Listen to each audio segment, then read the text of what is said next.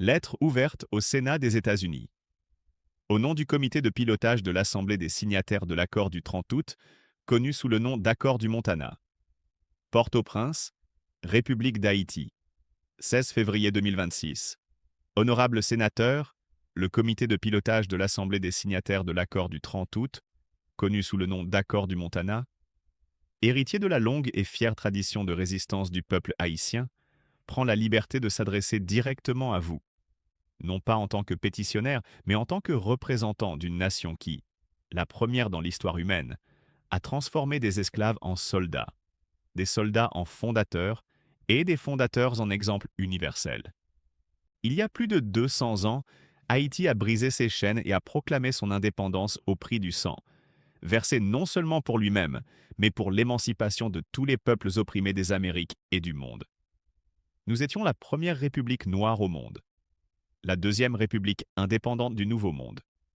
Nous avons payé notre liberté en or à travers l'indemnité de 1825, et nous continuons à en payer le prix aujourd'hui en arriérés, en humiliation, en ingérence. Ce douloureux précédent que nous dénonçons aujourd'hui n'est pas sans rappeler un chapitre que vos propres archives historiques désignent par le terme clinique de occupation.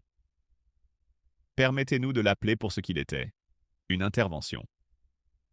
Du 28 juillet 1915 au 15 août 1934, 19 ans et 4 jours, les Marines des États-Unis ont débarqué et sont restés sur notre sol. Officiellement pour rétablir l'ordre. Officieusement à l'instigation des banquiers de New York qui ont persuadé le président Woodrow Wilson de prendre le contrôle des intérêts financiers et politiques d'Haïti. La National City Bank avait, dès 1909, prévu la prise de contrôle de nos finances nationales. Votre marine a imposé l'élection d'un président qui n'était pas le choix du peuple haïtien, Philippe Sudré d'Artigenave, qui a été contraint de dissoudre notre législature lorsqu'elle a refusé d'adopter une constitution permettant la propriété foncière étrangère, un droit que nous avions protégé depuis notre indépendance précisément pour prévenir ce qui a suivi.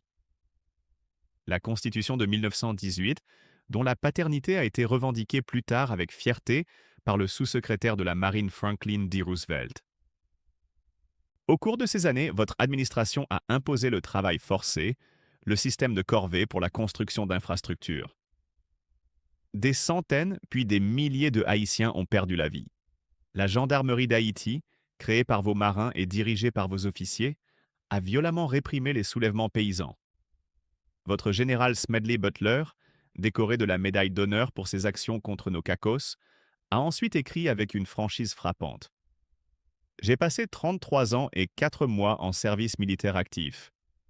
J'étais un racketteur pour le capitalisme. En 1915, j'ai aidé à faire d'Haïti un endroit décent pour la National City Bank. Le 6 décembre 1929, à Les Cayes, vos Marines ont ouvert le feu sur une foule de manifestants haïtiens. 12 de nos compatriotes sont tombés. L'Amérique a appelé cela le massacre des Cayes. Lorsque, en 1934, sous la pression des enquêtes ouvertes par le Sénat des États-Unis, vous vous êtes finalement retiré, que restait-il? Même vos propres historiens le reconnaissent. Une économie épuisée, des institutions affaiblies et aucun des progrès moral et social invoqués pour justifier l'injustifiable. Honorables sénateurs, nous rapportons ces faits non par ressentiment, mais parce qu'ils sont consignés dans les archives de votre propre département d'État, dans les travaux de vos historiens et dans les témoignages de vos soldats qui ont ensuite parlé avec remords. L'histoire, lorsqu'elle est ignorée, se répète, d'abord comme tragédie, puis comme farce. Et que sommes-nous témoins aujourd'hui? Un chargé d'affaires se comportant comme un proconsul, des menaces envoyées par messages électroniques à nos élus. Un premier ministre imposé contre la volonté populaire. Un mercenaire notoire, Éric Prince, héritier de Blackwater, opérant sur notre sol avec la bénédiction implicite de votre ambassade sous un contrat de 10 ans. Lorsque notre peuple exprime son indignation, votre représentation répond que toute opposition à cet ordre imposé sera qualifiée d'activité de gang ou d'attaque contre les intérêts américains. Est-ce que 1915 est vraiment si éloigné? Nous vous demandons, honorables sénateurs, avec la gravité exigée par votre fonction et notre histoire commune. Les États-Unis ont-ils l'intention de revenir aux méthodes de 1915? La première République noire doit-elle à nouveau servir de terrain d'essai pour des politiques que vos propres lois et votre conscience rejetteraient? Le peuple haïtien n'oublie pas. Pourtant, il souhaite encore croire que le Sénat américain, qui en 1921 a ouvert des enquêtes sur les atrocités commises en son nom, entendra notre appel aujourd'hui et, par la force de la loi et de la vérité seule, mettra fin à ce retour silencieux du pire. C'est au nom de cette mémoire invaincue que nous vous adressons directement la parole, sans évasion, sans ornement, avec la solennité exigée par les circonstances. Monsieur Wooster, chargé d'affaires des États-Unis en Haïti, s'est présenté à notre peuple non pas en tant que diplomate, mais en tant que proconsul. Sa posture, ses mots, ses méthodes appartiennent à une autre époque, celle contre laquelle l'un de vos propres pères fondateurs a lutté. Permettez-nous de le dire avec tout le respect dû à votre fonction, mais avec toute la fermeté due à notre patrie. Une telle conduite est indigne de la nation que vous représentez. Les faits sont désormais établis et documentés. Monsieur Wooster, par le biais de messages WhatsApp, a émis des menaces directes à l'encontre de hauts fonctionnaires haïtiens, y compris Monsieur Fritz-Alphonse Jean et Monsieur Edgar Leblanc, fils. Leur prétendue infraction? Envisager le licenciement de Monsieur Alix Didier Fils-Aimé, ancien Premier ministre, pour grave incompétence et insubordination, des faits reconnus par le Conseil présidentiel de transition lui-même lors de sa nomination dans des conditions particulières. Mais la vérité complète doit être dite. Monsieur Fils-Aimé n'a pas été élu. Il n'a pas été consenti. Il a été imposé par votre représentation diplomatique contre la volonté expresse du peuple haïtien, contre les conseils de leurs représentants légitimes, contre chaque règle de droit et de décence démocratique. Cet homme, emblématique d'une bourgeoisie rétrograde et discréditée, a précédemment occupé le poste de Premier ministre pendant 15 mois. 15 mois durant lesquels l'insécurité s'est aggravée, les gangs armés ont consolidé leur emprise et l'État s'est davantage désintégré, avec le soutien opérationnel d'Eric Prince. Aujourd'hui, M. Fils-Aimé ne possède ni légitimité, ni légalité, ni consentement populaire.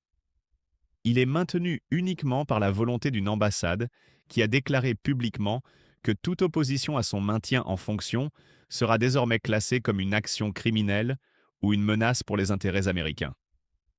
Honorable sénateur, demandez-le clairement. Les États-Unis, qui ont versé du sang pour se libérer de la domination coloniale, imposent-ils maintenant à la première République noire un gouverneur sans mandat, sans élection, sans peuple?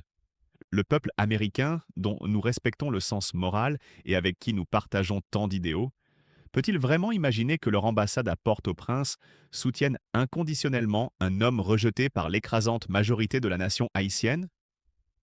Nous vous demandons solennellement, les États-Unis ont-ils l'intention de faire d'Haïti une colonie?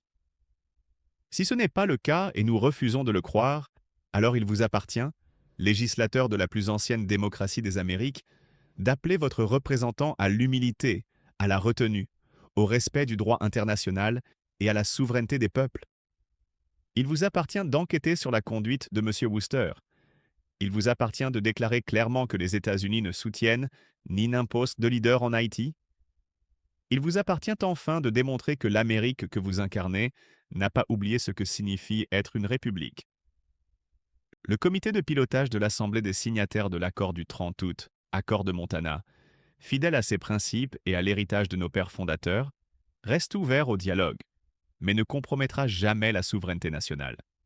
Nous ne plierons pas, nous ne céderons pas, nous ne demandons ni faveur ni protection. Nous demandons que l'humiliation d'un peuple qui a d'abord prouvé au monde que la liberté n'a ni couleur ni maître cesse enfin. Dans l'attente d'une réponse digne de votre institution et de notre histoire commune, nous vous soumettons respectueusement l'expression de notre plus haute considération, mêlée à l'espoir indéfectible des peuples libres.